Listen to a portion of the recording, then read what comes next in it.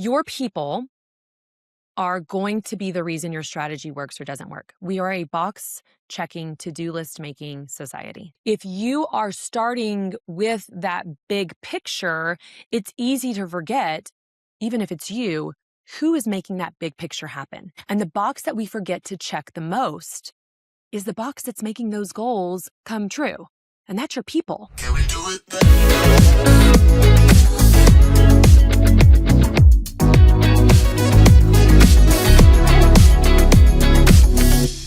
Hello, everybody, and welcome to Influential Women. Here we empower, connect, and inspire women who are leading, creating, and redefining what's possible. I'm your host, Jody O'Brien. Today, we are joined by Julie Schniers. She's an award-winning leadership speaker, executive coach, and strategic consultant. Julie is the creator of the SOS strategy system. She's the founder of the People Priority, co-founder of the Bravery Women's Retreat, and best-selling author of the Leadership Level Up Journal. Known for her high energy presence, which you'll get to see, transformational storytelling, and ability to help women move from confusion to clarity, Julie has worked with organizations across industries.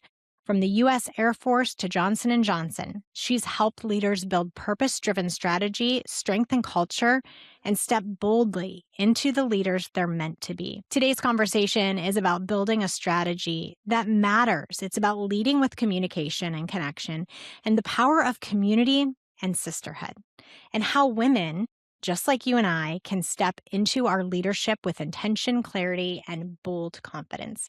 Julie, welcome. Hey, thank you so much for bringing me on. I'm so excited to be with you today.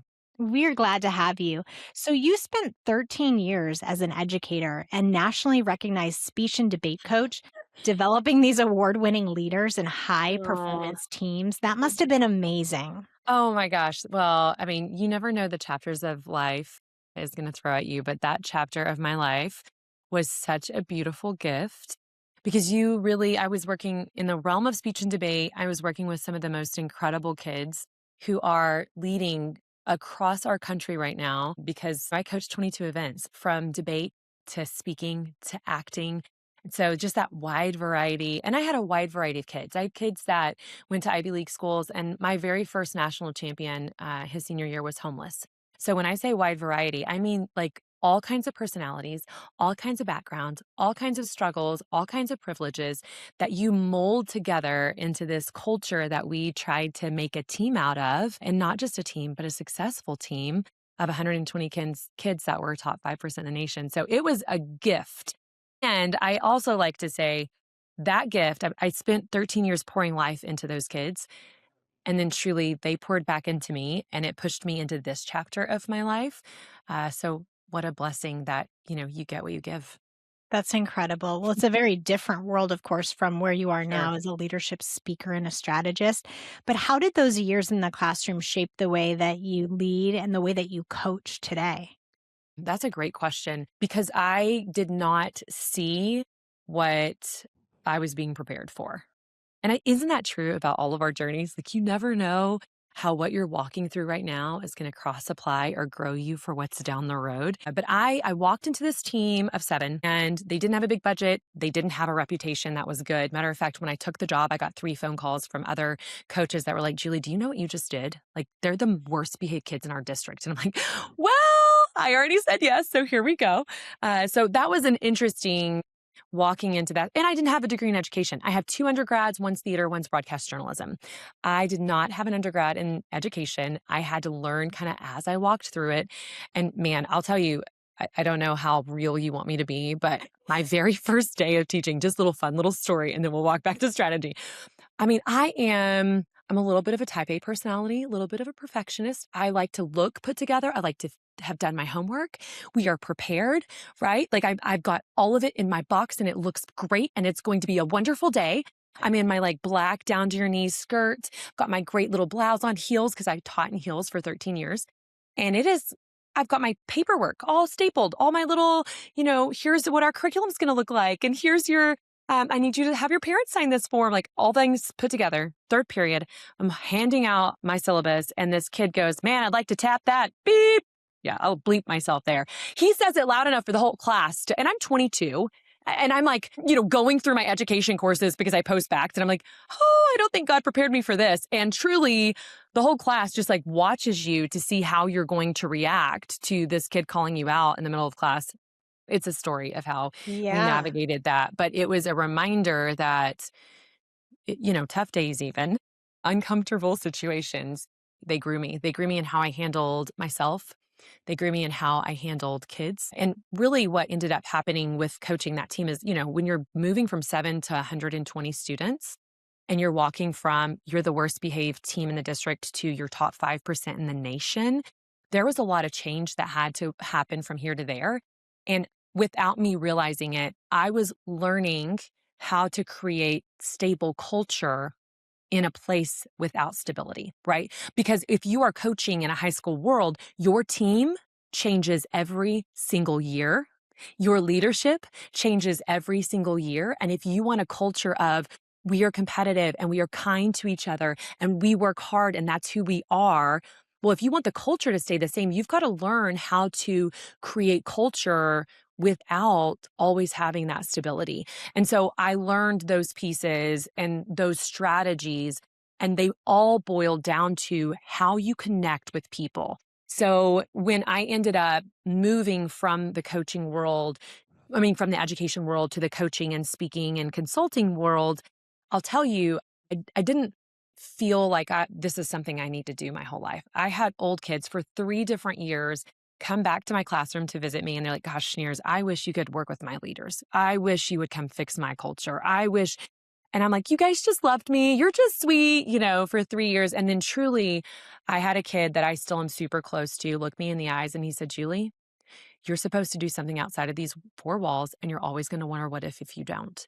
And it was at that moment that I thought, he might be right. And literally, I got a phone call from another old kid right after that was like, hey, Schneers, I kind of have it on my heart to come coach. I'd like to coach my old team. And I'm like, okay, well, all right, God, I guess I will walk through this open door because you're giving me all the tools. I had an old student write my bio, an old student who helped me with my website, an old student who started my social media. And of course, if that's not a sign of you are going to get what you give and what you pour into your space is going to come back to you, I don't know what is. But Wow. that connection to people, how we connect and build relationships is kind of what set me into not only my path today, but what I speak about the most, which is communication, connection, and confidence, creating your culture. I love that so much. It's so true, right? We have so many teachers we could look back on. Man, I'll Mhm. bring Mrs. Cobb, Mr. Frawley, Mr. DuPont. I'll Yeah. bring them to my workplace and regulate and see what Yeah. happens. Yeah. It's so true. They have such wisdom. And educators, like I talk so much about how the memories of them pouring into Mhm. me and the wisdom that they gave is still wisdom that I call Yeah. on today. I mean, I reach out on Facebook often to those Mhm. teachers and say, I just want you to know, like, that made a difference in my world. So it's so inspiring, Julie, that you were there. You were like in the trenches of education and coaching. And now you've come out and your work has extended beyond school and into broader leadership moments. So tell me about that moment where you first stepped out, like that first day that you had to stand on a stage, give a speech, talk to a Yeah. leadership class, talk to a workshop. What was that like for you? And did it feel like you were stepping into, your destiny? Okay, so there's a lot to unpack there. Because we're on a podcast and being just completely authentic, like, let's just rip all the band-aids off. When you say the very first day, I'm going to be very transparent. The very first day when you go follow a dream like this, you're not walking onto a beautiful stage. You are walking right back down into the trenches. And I sat at my desk and I cried Oh, because I was like, yeah. what have I done? Like, I left a place I was good at, that I felt like I was making an impact in the world around me. Why do I think I can do this? Like, all of those pieces that make you worry, did I do the right thing, were living with me on my desk, right? Because I left this comfort zone to go searching for the what if. Now, the very first day that I took the stage, that's a whole new ballgame. But I coached speakers for 13 years, right? And I have a degree in theater. That Being was the on easy this part. Yeah, oh my gosh. Being on the stage is like home.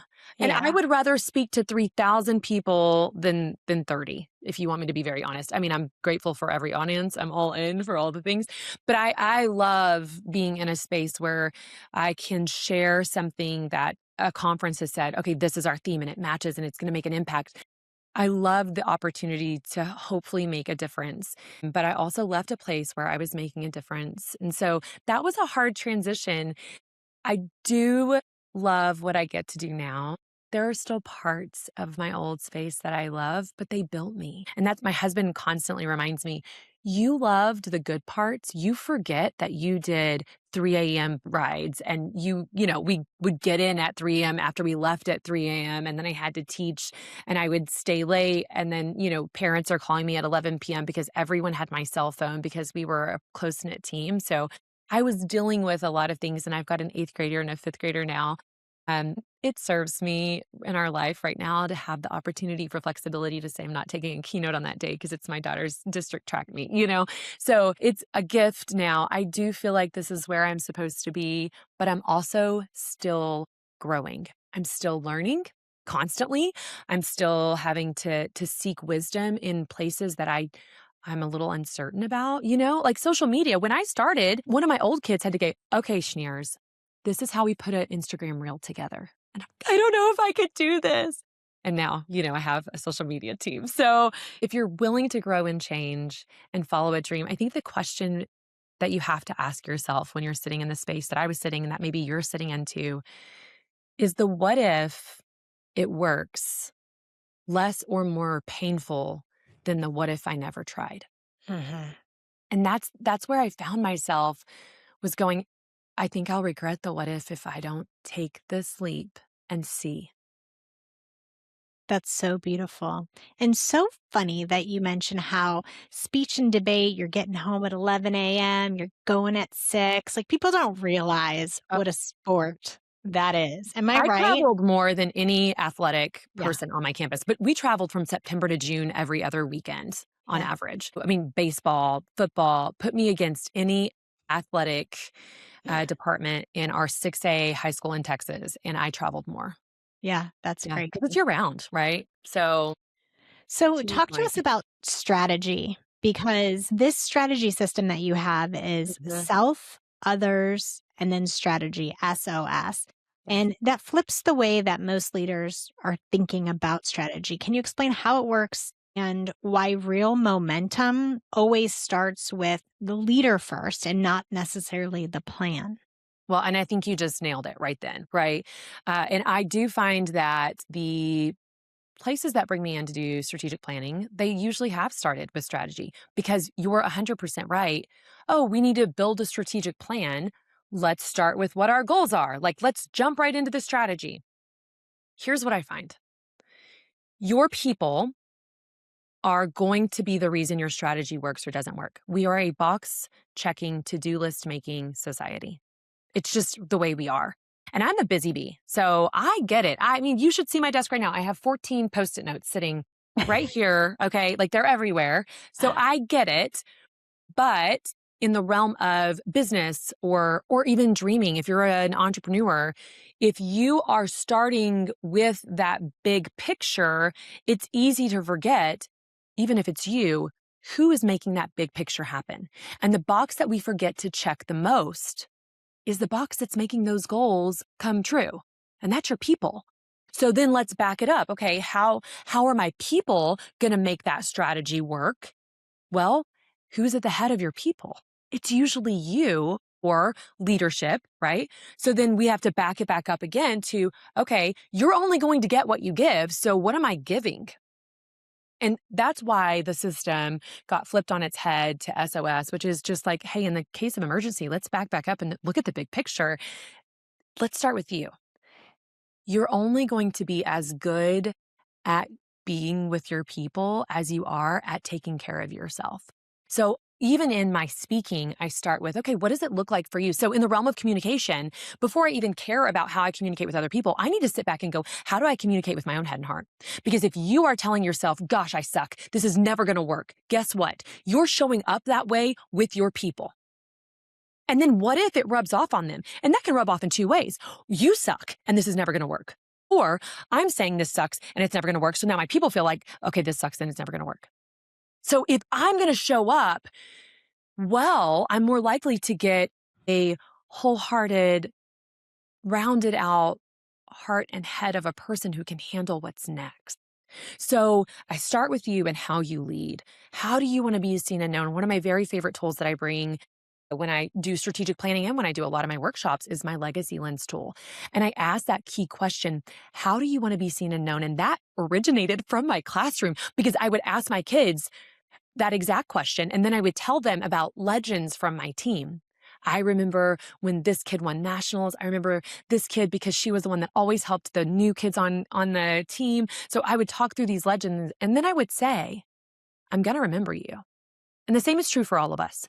You're going to be remembered. The question is, how? And you can't say, I want to be remembered as kind unless you're doing an action step every day that breathes kindness to the people around you. And then that kind of transitions straight to your strategic planning. I can't say that I want my priority to be communication in my space or marketing or pride and then not have an action plan to make that happen because otherwise it's just a wish and a dream. So if you start with you and you get sound and you get strong, then we can talk about how you link to your people. So how do you communicate and connect and create confidence in your people? Because that is also going to bleed out. And that doesn't matter if it's customers or clients or your team that you employ, because how you treat other people, how you communicate or how well you don't communicate, that matters. But once we can get some self-stability and some people stability with the others in your circle of influence, now let's have these strategic planning conversations. But I'm also of the mindset, and this is not always popular, okay? So if you disagree with me, I understand we're going to have to agree to disagree. But I don't believe you're going to create the most impactful strategy for your business unless you put some people who have boots on the ground in that conversation. And I come across leaders often who are like, well, we'll do it, the three of us, the CEO, the CFO, right? Okay, but who's actually implementing this? Because when you're talking strategy, we can talk through, okay, why? You want communication to be a priority. Why? And when you ask those curious questions, the coach hat goes on, right? Then I get information that usually links to pain points. And then those pain points are what helps us develop why we need to fight forward with that option as one of our strategic planning priorities. And then we also have to craft the conversation of what does success look like? I worked with a boating company. It was like 98% men. And one of their pillars was respect. And here's the reality. The 20-something and the 60-something have a different idea of what respect is. So when we got to the what does success look like, that's when we learned, oh, that's why it's a problem in this organization and their culture is because they both think that they're doing their best at respecting each other and they just have different ideas of what success looks like. So then once we define that, we can look through the action plan and create a strategy. And really a lot of that and how you just handle each other all boils back to just people. How do you take care of your people and how do you take care of yourself? Really well said. So, obviously, looking at you and talking to you before we got on camera and now, I just feel like she is one of those girls who's like, fake it till you make it. And then once you make it, you've made it. And I can just like see it, right? I can see myself in you. Those days where you walk into a small market television station and you have your suit on and you're like, I'm here to work and I'm going to get the story and I'm going to fake it until I make it. But one of your most requested keynotes, and I love it, is when you flip the script and you say, no, it's not that. It's believe it as you brave it. So what's the difference there? Well, of course, with communication, connection, and confidence being the three pillars that I do all my work through, I was sitting on a boat trying to plan a keynote linking to confidence. And true transparency, thinking through, well, I don't know, I've like faked it till I made it my whole life. And then I See, started I knew thinking, it. I know. And I'm not proud of it. Okay, let's be real. Hey, but you know what? Like 62% of Americans say that they also utilize fake it till you make it to get through their day. So then that's also another reason that we've got to stomp this out. And so I had to ask myself, okay, what did I actually mean when I told 13 years worth of kids that I coached, just fake it till you make it? And what did I actually need when it was said to me, even in my own head? And that's when I started really deep diving into, well, when I offered fake it till you make it as an option to solve a problem, what I meant was, well, I believe in you. And if you don't believe in you, you can just hold on to my belief in you until you can believe in yourself because I see it even though you can't see it. Right. And that's what was probably true when my speech and debate coach told it to me, which is why I passed that down to the kids that I coached. Because there's going to come a time that we struggle and we hold on to fake it till you make it because it's just been said a million times. But what if you dig in and even do some research in that space? What that creates is you normalize the idea that that's acceptable and that's what I do. And then that gets paired with imposter syndrome. And then that gets supported with anxiety. And then that falls into depression. And I know because it's me. Like literally every single one of those struggles are struggles that I have to watch and have faced before. I think if you're a female in this space, that's pretty common. Even in the speaker world, there's only 30% of keynote speakers who are female. So one, support another female friend. Like, tune into the podcast and step up to be an influential woman for the women around you because it's important that we take care of each other in that way. Because we are all going to hit a moment in our journey where we go, I don't know that I can do this because I don't know if I'm good enough. Mhm. So if you hit that moment and you can't believe in yourself, I say, I don't care if it's your pinky toe. Find the thing that you believe. Like, why do I believe I can take this next step forward? And just hold on to that. You don't have to have it all figured out, right? And that's what really linked to, okay, if I didn't need fake it, I really needed belief. What else do I need to flip on its head? And that's the until you versus as you. Think about that just for a second. If I'm going to fake it until I make it, well, that means I'm going to be fake until I can get my head above water. I will believe in myself when I make it. I'll believe in myself when I get there. But what Mhm. if you never do? And if you're a high achiever, welcome to the club. If you're a high achiever, we're bar movers, which means what if you never make it in your brain because your heart never lets you? How terrible of a place to live in. So Mhm. if we can adjust our sails to believing it as you brave it. Well, now we're sitting on the journey and you're finding joy in the journey and you're seeing the good in those moments. For me, I'm a mom. So I remember thinking, if I can just get this baby out of my belly, I will stop worrying about this child. And if you're a mom that's, not further down the road than, having a baby out of your belly. You laugh at that because, oh girl, you don't even know. Like wait till they're, crying through the night. And then it's, well, wait till they're teething. And then it's, oh, wait till they're walking everywhere. And then it's, right, we can play this game. My daughter's about to get her driver's license in a year or so. And I'm like, well, this is the worst stage yet. I thought I Yes, was worried when she was one. I wish she was one again because now she's I going to be driving know. and I'm going to just have to pray all the time. I know. It Ugh, is it I'll tell you from a teenage mom, from one teenage mom to another almost teenage mom, it is a very scary proposition that they live outside of us. It is yeah, absolutely like your heart is driving away down the highway. stop it. I had no idea how hard it was gonna be. So, in those moments, call me Okay, well, I mean, we all because need our people for those moments, it so is I might. tough. It's tough. It's Yeah. really tough. We invest so much of ourselves into our children, and Mhm. then that's the beauty is if they can drive away, if they can Mhm. get that first job and that first dance Yep. and all the things. And that really does cross apply to all of our spaces too, though, right? Yeah. Because you breathe life into a dream.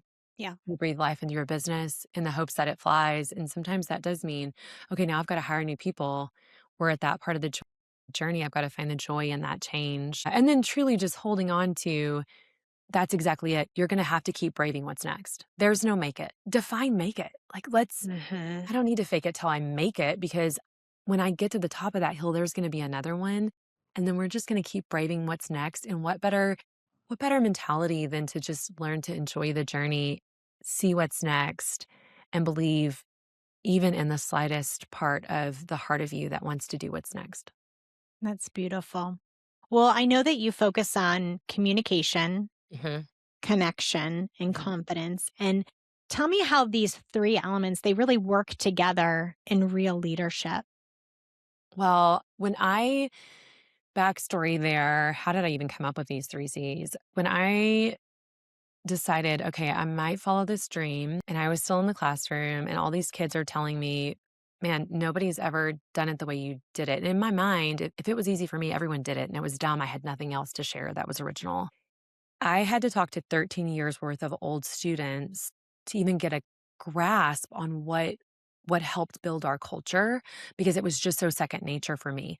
But what was insane was I heard the same answers over and over and over and over again, and they boiled down to communication, connection, and confidence in how we talk to ourselves, but also how we learn to talk to others, how we connected with what we needed and where we were, but also how we learned to build relationships with each other, how you built confidence in me so that I could have confidence to move forward, but also so that we could have confidence in each other as a team to win as a team, right? Like all of those pieces are what created our culture. So then it was this aha moment of that's what's different. Mhm. That's how you kept a culture rolling even though we were changing our leadership and our team every single year, and the stakes changed and the events changed. And so with all of the changes, being able to still hold on pretty tight to a culture that we loved, it boiled down to communication, connection, and confidence.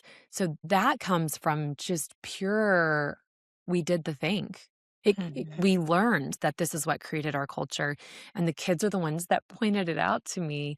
And now that I'm in the space of consulting and speaking with other organizations, uh, it cross applies to every industry. And I didn't see that coming at first. I kind of thought, well, I'll probably end up in the education sector most because that's my experience. They hire me the least, believe it or not, because what I do is deal with people problems. And every industry has people, right? Because where your people are is where those connections are. And that's why communication is important. And confidence is what's going to build what's next for your culture. So it just cross applies. Beautiful. So tell me about Bravery Women's Retreat. It Hmm. is a place where you create space for strategy, clarity, and what you call a sisterhood.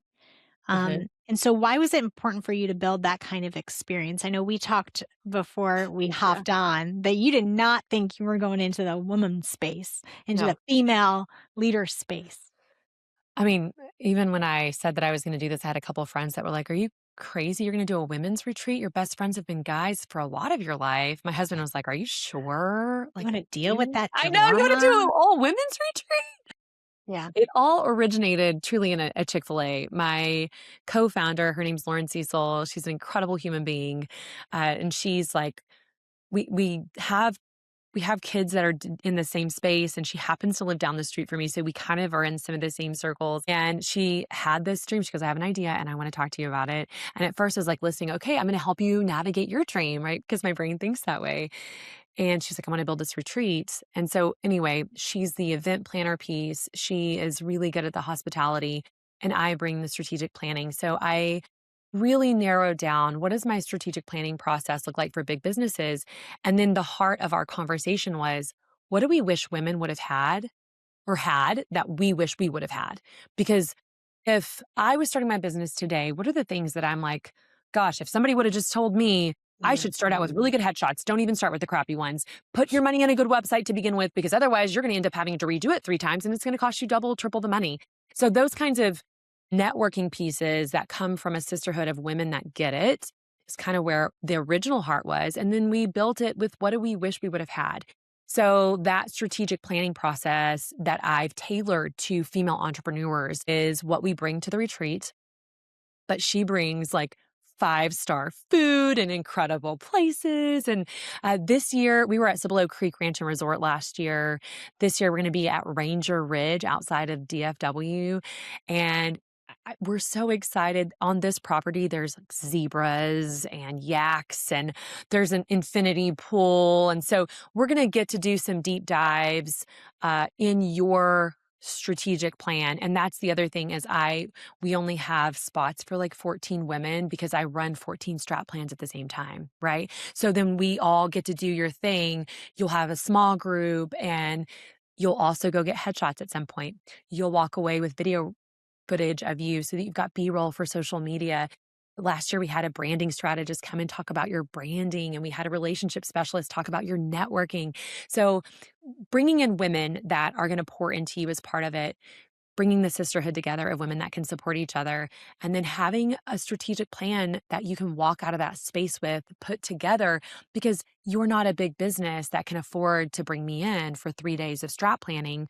So we just made it a women's thing, and we like getting to support each other. What I found, I know that we talked about me not being necessarily a girl's girl, but what we found was female entrepreneurs are not regular women, right? No, They're not.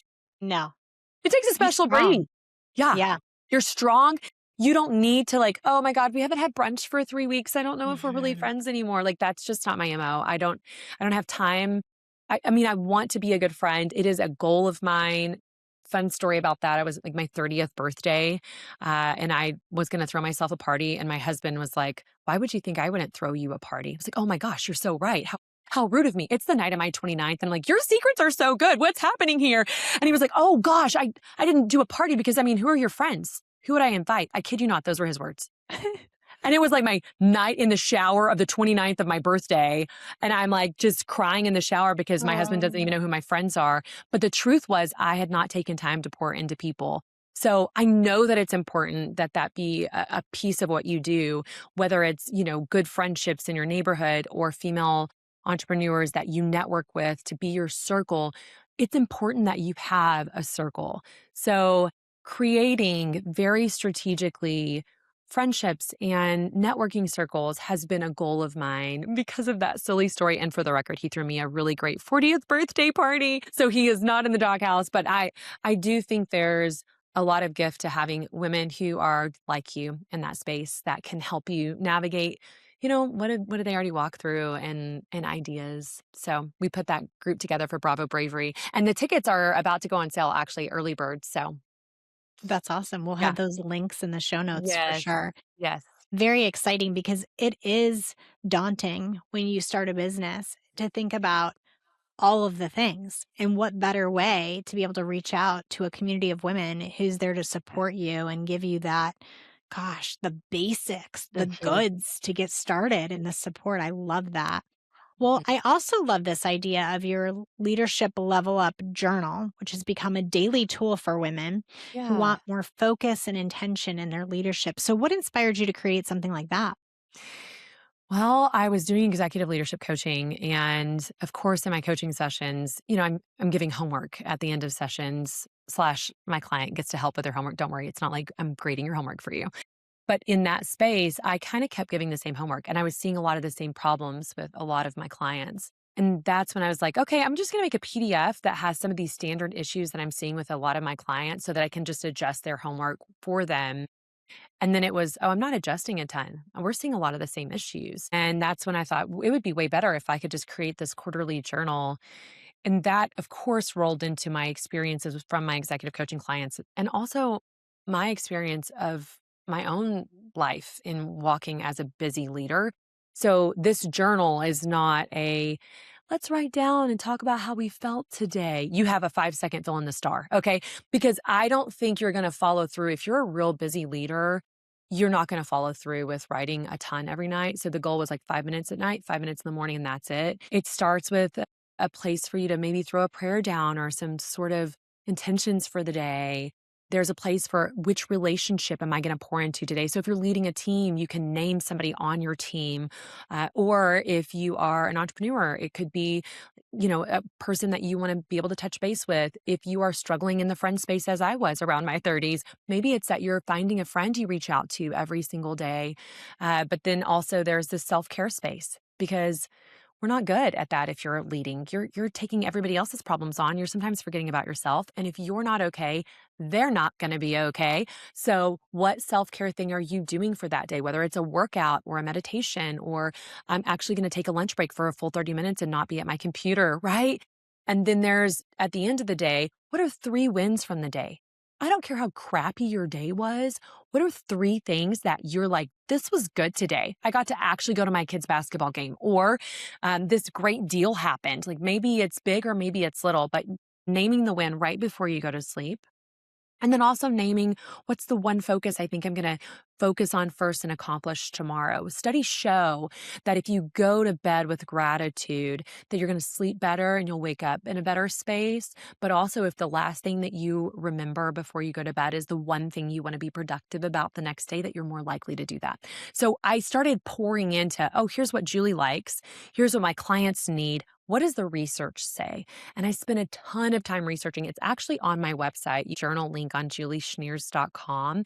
And you can see the 18 pieces of research that are the reasons why my journal's color coded. It's the reasons why we do gratitude at night. It's the reason why we build a relationship. And it just talks about what helps you build success the fastest. And that's the why behind everything I did in that journal. So, and it's quarterly, so it's not huge, but it's a little, you can stick it in your bag, throw it in. And there's 4 different colors in case you want to do a color a quarter, or in case you hate pink, you could pick a different color. But I found it to be very helpful. And I can even tell when I don't use it. I can tell when I don't use it in my mindset, in my self-care, in my ability to accomplish what I want to accomplish in a day. Wow, that's awesome. That's really cool. Yeah, Again, thanks. link definitely in the show notes. Thank you. So, you've worked with women across, all kinds of industries, corporate, military, Yeah. nonprofit, education spaces. What challenges do you find that show up no matter what the industry? Mm, gosh, that's a good question. The one thing that probably surprises me the most every single time it surfaces is confidence. And I don't mean like I can't do my job. I mean, am I handling this right? Am I good enough to take this next step? Do you think my team hates me? Those pieces are they cross apply to every industry.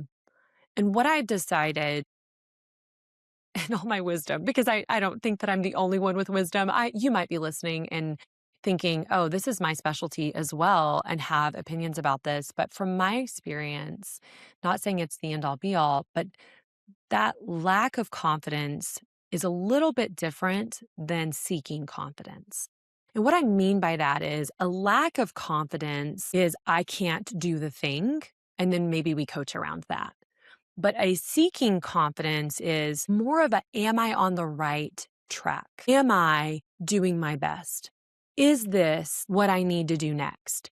And there's a difference there that you shouldn't confuse, because that lack of confidence needs to be moved to growing into that next confidence.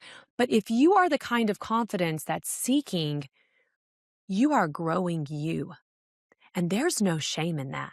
That is the good space to be in, because if you imagine you're amazing already and you've made it and you're good enough and you're handling your people perfectly, then you become the ego problem that everybody wants to quit because of.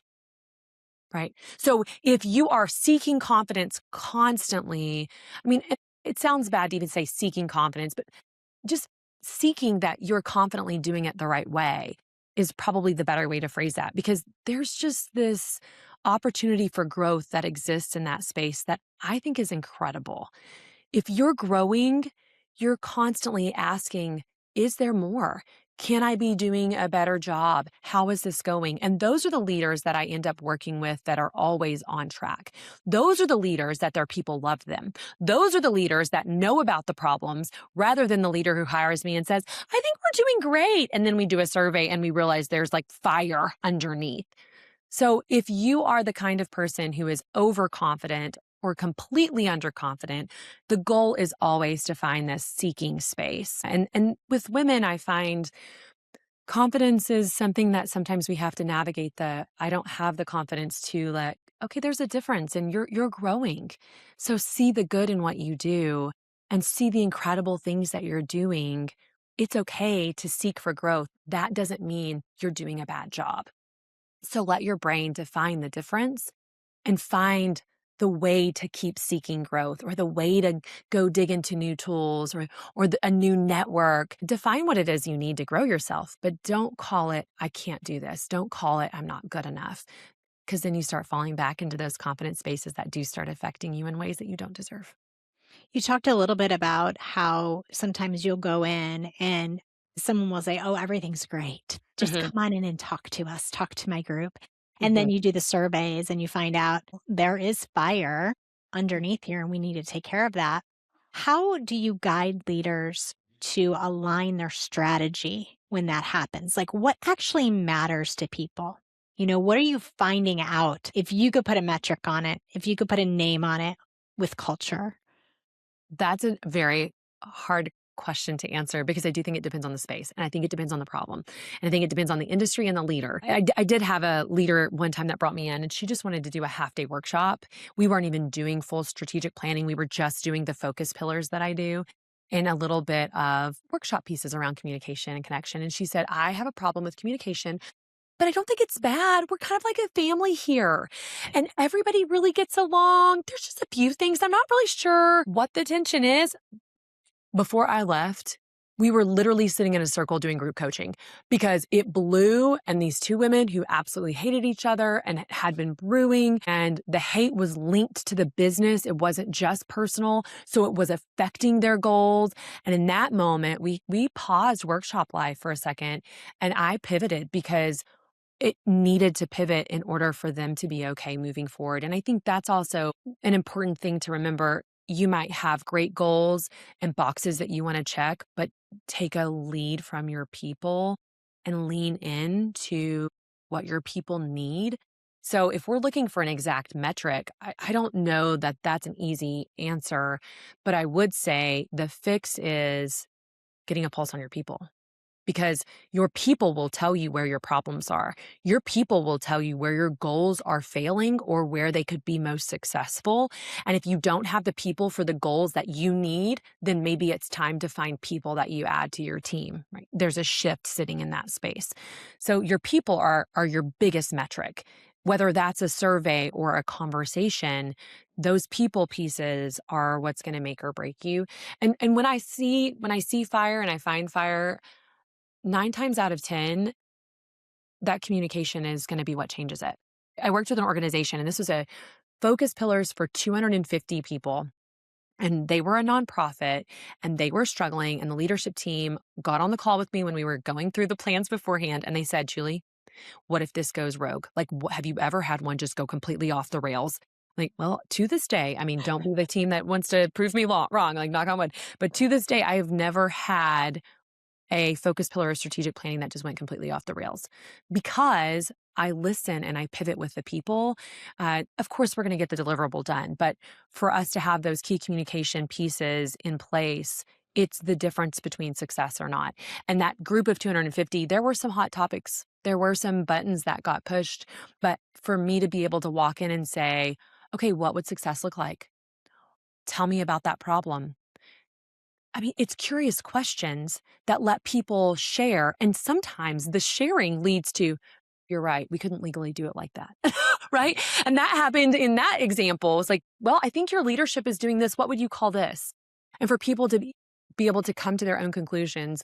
And I think that that's what's powerful about my coaching hat is being able to ask the right questions to lead people to see what does need to possibly move, but your leadership being able to hear and be a part of that communication that changes everything.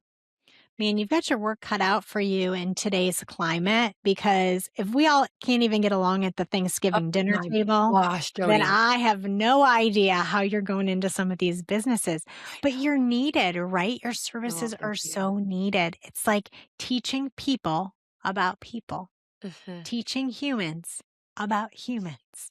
Like very basic. Basic And what's 101. 101. And what's crazy too is that this began in a classroom. I know. So these very fundamental lessons, this beautiful culture that you created with your students, Mm. you can now try to Yeah. emulate Yeah. in corporations around the country. Listen, it's possible, right? Mhm. It's Mhm. exciting. You're doing such good work, Julie. I'm so Thank glad you, that we got a chance to Jody. meet you today. Thank you for hanging out with me. I love getting to visit with you and pour. I hope that there are some golden nuggets that apply to everyone who's listening's head and hearts, because whatever you're doing and the growth that you're pouring into yourself by listening to this podcast is what makes you beautiful. So keep pushing forward. Wonderful. Well, at Influential Women, as you know, our mission obviously is to empower, it's to Mhm, connect, which we're doing today, and mhm. to amplify women who are leading with intention. Yeah. Your work completely reflects that same Thank belief. you, So, dear. for women who are listening right now who want clarity, they want confidence, meaning, impact, what's the one thing that you would want them to hear today? My advice would be bravely yourself. You're not too much.